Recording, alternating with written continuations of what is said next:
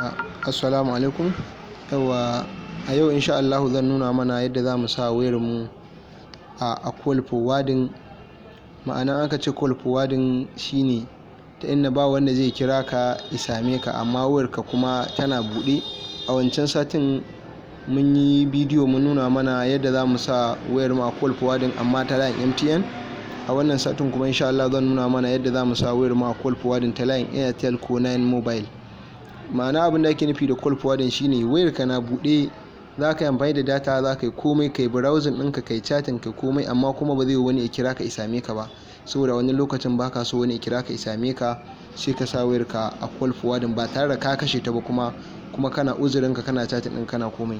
So ga wanda suke da layin Airtel ko 9 Mobile, abin da za su yi shine sai su danna star sai su danna 2 sai su danna 1 sai su sai su saka 3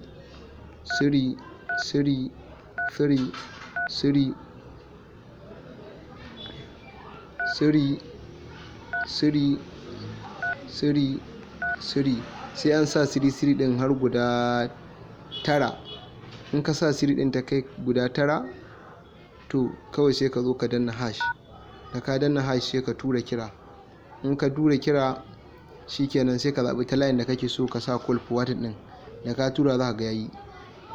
Ni saboda ina da layin MTN ne akan wayata, hisa ba zan tura ba, kuma wannan iya na masu layin Airtel ne. Idan kuma kana da ra'ayin za ka cire ne, yau in kana so ka cire, abin da za ka yi sai ka danna hash 2 sai ka danna 1 sai ka danna hash sai ka tura kira ta layin da ka sa shi wannan call forwarding. Da ka tura za ka ga ka cire da call forwarding. Ma'ana kowa zai iya kiranka a wannan lokacin kenan. Thank you so much, na gode. Ni ne naku Sharif Kumurya. Idan kana neman bidiyo masu alaƙa da ire-iren waɗannan, sai kai satin ina a YouTube ko Vidmate ka sa Sharif Kumurya, insha Allah za ka ga bidiyo ina insha Allah. Thank you so much, na gode.